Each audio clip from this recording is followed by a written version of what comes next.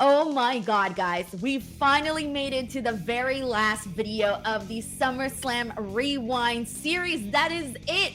This entire month, I have been going back and rewatching every single SummerSlam, and this is the last video looking back at SummerSlam 2023. But if you don't want the fun to be over, well, my friends, give some love over to Blue Chew, who wants to sponsor your SummerSlam.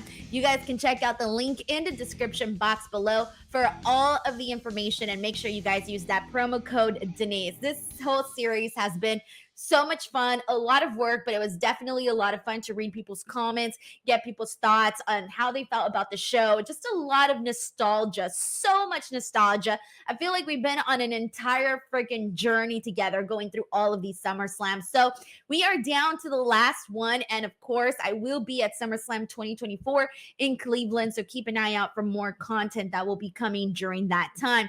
But let's take a look back at last year's SummerSlam, because it was a really good one where a lot of things happened, and you'd be surprised how much honestly changes in like a year. Really, a lot can happen in a year. So let's jump right in. I want to start things off with our first highlight. And the first highlight that I want to get into is Logan Paul defeating Ricochet in the opening match. This match literally happened because they had that awesome moment at the Royal Rumble that year. And so this kind of turned out to be a pretty fun little feud. And Samantha Irving did really great in this role too, because she was so frustrated watching Logan Paul like be a jerk. And what's crazy too is that I remember thinking that after this match we would be seeing Ricochet's career like skyrocket after this match here, after this feud with Logan Paul. And it really did it. As a matter of fact, like, it's crazy to think that he's not even with the company anymore and didn't even make it to the next SummerSlam, which is kind of wild when you think about that. And as for Logan Paul, I mean, he's still Logan Paul. He's going out. He went and won the United States Championship in pretty much the same exact format, because from here on out, we started to see him use the brass knucks. That's how he defeated Ricochet. And then he went on to continue using the brass knucks, and that eventually landed him an opportunity with the United States Championship, and still holds the belt up until this very moment. So it is kind of like a lot happens in a year. One guy's gone, one guy's champion. It's just a lot. But either way, this was a fun little opening match that they did here. The next highlight that I want to get into, speaking about a lot can happen in a year, we had Cody Rhodes defeat Brock Lesnar. It's so weird because when I went back and watched this, I completely forgot that this was the second match of the night. And I started thinking like, that's a little bit of a random moment, like a random place to put this match. Even like, it was just something that I was thinking about. Like, I completely forgot it was the second match of the night. And so anyway, so we get this match here, and just to kind of rewind a little bit as to what was going on with Brock and Cody, they had been feuding for a while. It was after Cody had lost at WrestleMania 39 to Roman Reigns. From there, that was when we got the Raw after Mania, and Brock Lesnar turned on him when he was supposed to be his tag team partner at Raw after Mania, turns on Cody, and then from there you see them have this trilogy of matches. Cody gets the first win over at Backlash. Then over at Night of Champions is when Brock Lesnar gets his win back. So at this point, they're tied 1-1. And so in the actual matchup here, I mean, there's a lot to kind of note about this. First of all, like, the match itself, I thought was pretty good. I didn't think any of the Cody Brock matches were necessarily great. Like, none of the trilogy matches really stood out to me. I feel like they all sort of blended in together, but it was still a fine match. But a couple of things to note, because we were talking earlier about the paths of Logan Paul and Ricochet and how different people's paths are.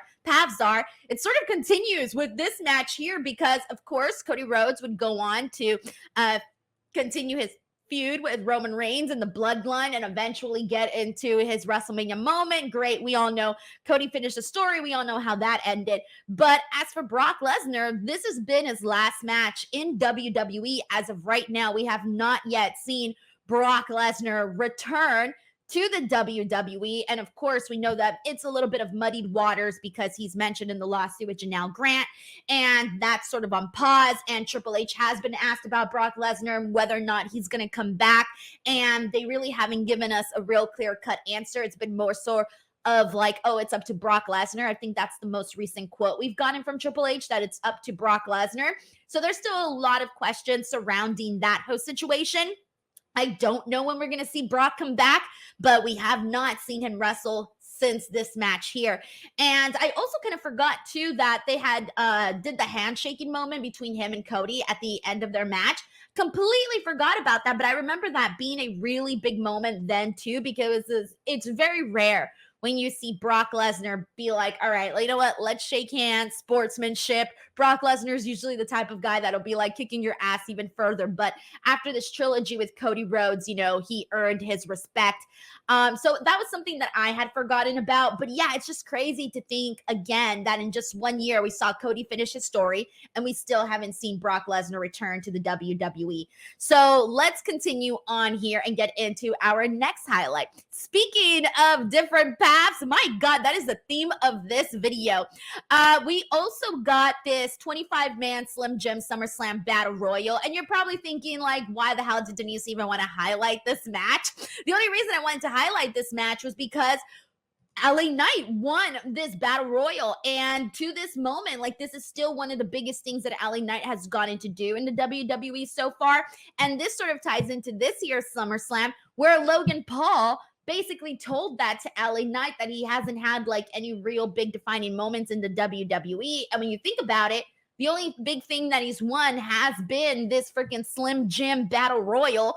And I had honestly forgotten about this Battle Royal. So anyways, I'm hoping that this SummerSlam we're having a different conversation surrounding that, because I do believe that LA Knight will defeat Logan Paul and he will finally have his crowning defining moment in the WWE, becoming United States champion. But we'll see where that goes and what we're talking about once we get to that. Alrighty, so oh my God, guys, I just realized that every single match here has someone that either A, is not in WWE, at least, well, not all of them, but like things have legitimately changed. All right, for example, here's the next one. Okay. All right, so we got Shayna Baszler defeating Ronda Rousey, and this was an MMA rules match. And this was unfortunate because, you know, they always wanted to work with each other, but the stipulation just really didn't hit and fans weren't really interested in it. And so people were like dead on, like not even cared about this match. It was cool to see Ronda allow Shayna to have her moment and get her win over Ronda. That was huge. But again, in keeping with this theme, Ronda Rousey's no longer with the WWE. She's out the door. Shayna's obviously moving on. She's moved on now. She's part of a trio. But nothing really major has happened with Shayna and throughout the year. So I can't even say too much has happened. But so far, just so far in the first, so Ricochet's gone. That was the first match. Brock Lesnar, haven't seen him. Second match. Third match, I mean, I would have to go through every single person that was in the Slim Jim Battle Royal, so we'll just skip that one. But then Ronda's gone. I think that's the only one. So it's really only 3 people because everybody is still there or they're out due to injury or whatever their situation is. The only one that's out due to injury is actually Charlotte. All right. Anyways, I'm getting off topic here. All right. So yeah, it unfortunately didn't hit that match, but it was cool to get to see them have their moment to work with each other. But yeah, it didn't really hit. And this was, not so great watching it back. It was almost like, oh man, in hindsight, knowing that we wouldn't be seeing much of Ronda after that, it wasn't necessarily the greatest. But let's go ahead and get into our next highlight. Speaking of much better, this is Gunther versus Drew McIntyre for the WWE Intercontinental Championship. Gunther retaining the IC title. Of course, he would go on to have the longest reigning Intercontinental Championship match. It's weird because I thought this match was really good. It wasn't as good as the WrestleMania match that we got with Gunther, Sheamus, and Drew. I thought that one was better. And then I also thought the matches that Gunther had with Sheamus were better than the ones that he had with Drew. So this one wasn't as good, but it was still definitely a good match though. But for whatever reason, I forgot this match happened. Of all the matches, why did I forget that this match happened? Like, what the hell? This is the most Denise match on the freaking card, and it's the one I just happened to forget. So I kind of felt a little bit bummed when I was watching. I was like, oh yeah, this happened on the show. What is wrong with me? How can I forget Gunther and Drew McIntyre? But anyways, they freaking killed it. A good match. Again, did not compare to the ones that I mentioned, but still a nice competitive match there. And the next one that I want to get into here is Seth Rollins versus Finn Balor. And this one, I mean, they had a shit ton of matches. I lost track with how many matches we saw between Seth Rollins and Finn Balor. They did have a lot of good chemistry, really, in my opinion. Seth Rollins' run as World Heavyweight Champion was really made with this matches that he had with Finn Balor. I feel like when you tell me what's the first thing you think of when you think of Seth Rollins' World Heavyweight Championship run, I'm going to say Finn Balor, because they had exciting matches. This was definitely one of them. Lots of near falls. And it was funny because Judgment Day kept trying to cheat and use the Money in the Bank briefcase, but instead it backfired on them. And Seth Rollins gets the win when he hit the stomp on freaking Finn Balor. And that's how he's able to defeat him. So yeah, another good match for them here. The next one that I want to get into, the next highlight, is the match between Charlotte, Asuka, and Bianca Belair for the WWE Women's Championship. A good match. It was actually one of my favorites when I watched SummerSlam last year. It was okay. I don't know that I loved it as much as I did the first time around, but the big thing to get into here was that Io Shirai cashed in her Money in the Bank briefcase. And this was very cool because I love the ending, because in the ending we see Asuka miss Charlotte when she has the figure 8 on Bianca, and then so she gets misted, and Asuka, you think Asuka's gonna win, but instead Bianca ends up rolling up Asuka, and so she wins, and then all of a sudden we get Io coming in and cashing in her Money in the Bank briefcase. The only unfortunate thing about this, though, is that I wish Io's run would have been stronger. I really feel like they kept her in the background because it was primarily a story between Damage Control. Of course, this led to Io Sky versus Bayley at WrestleMania, which was awesome.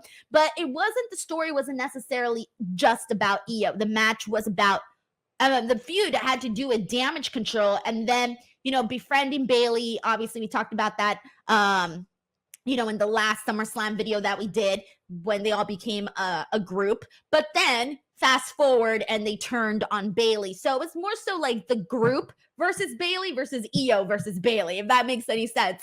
And then as for Io, I just really wish we would have seen more singles matches for her, because I do think that they should have shown a brighter light on her as champion. And the next highlight that I want to get into is, of course, the Roman Reigns defeating Jey Uso match in a tribal combat match for the undisputed WWE Universal Championship. I think the only thing that it's going to be really hard to even try to recap this entire freaking feud. As you guys know, the Bloodline story is definitely a long one, but there was a lot of betrayal leading up to the specific match. Jimmy had been taken out by the Bloodline. That's why it became a tribal combat match, but the stipulation almost didn't really feel like it hit hard. I almost feel like there was really nothing that made it feel like a tribal combat match. They did incorporate some weapons in the end, but it just wasn't necessarily, I think, what many people thought of when you hear the name tribal combat match, but it was fine. But the finish of the match was really, I remember not being a fan of the finish of this match, because it was basically Jey hit the Uso splash. Jimmy comes back and pulls out his leg. And my complaint at the time was that we had gone back and forth between this whole Jimmy and Jey, who turns on who turns on who. It got so complicated by this point that I had felt like it was taking steps back in the storyline instead of taking steps forward. Of course, this all led to that Jimmy versus Jey match at WrestleMania, which really wasn't a great payoff because that match just didn't hit the way that it did. And they know it too. They've talked about it. It all came down to a timing issue and wanting to have done more in that match. But anyways, I feel like the only little blip in the Bloodline storyline was the portions between Jimmy and Jey. I just did not feel like it ever truly advanced to anything that I think the fans were crazy about. I'm sure, obviously some fans definitely loved it, but I think for me, it just felt like we were going back and forth, and when you go back and forth, you sort of stay in the same place. So that's why I didn't really care too much about it. But again, Jimmy super kicks Jey, and that allows Roman Reigns to get his victory. And so we're continuing the Roman Reigns run at this point. But yeah, so it's just, that was SummerSlam 2023. And again, I think the craziest thing, and I feel like the message that you should take from this video is, holy shit, a lot can change in a year. And I think we forget that sometimes, especially when time is just flying by. But there you guys go. That was SummerSlam 2023. I'm done. All right, let's do quick reviews here. I'm going to give this SummerSlam a rating of 11. I think best match, I'm going to have to give it to, this one's kind of a tie because I really did, you know what? No, it's not a tie. I'm going to give it to Seth Rollins and Finn Balor because that was really a good match. Even watching it back, it was exciting. So I'm going to give it to Finn and Seth. I don't remember what I thought was best match when I watched it last year. It might have been the women's triple threat because I almost went with that one too. Okay. And then as for worst match, unfortunately, I got to give it to Shayna and to Ronda here because it just didn't necessarily stick. But I'm done. All right, no more SummerSlams until the next one, but that's okay. That would be good. It's new stuff. Alrighty, everyone. I want to thank every single person that stuck around and watched all of these videos and bared with me here through this entire journey. I hope you guys did not mind the constant notifications of seeing the new SummerSlam videos come up. And I seriously appreciate you if you watched one video or two videos or more than that. And even more so if you left a comment, because that definitely helps the algorithm and promote the videos, you know, a lot more. They were a lot of work. I'm all done, guys. Check it out. Like, this is it. Every single posted that I used to put these videos together, done. Look, check this out. These are the last two post-its. They are about to be crossed out. I haven't crossed them out yet because I haven't edited this video yet. Once you watch it, it's edited, obviously. All right, I'm rambling now. Thank you guys so much, and I will see you guys back here for some SummerSlam 2024 content. Please give some love to Blue Chew for sponsoring this entire nostalgic journey. So thank you guys so much, and I'll catch you guys on the next one. Don't forget to subscribe.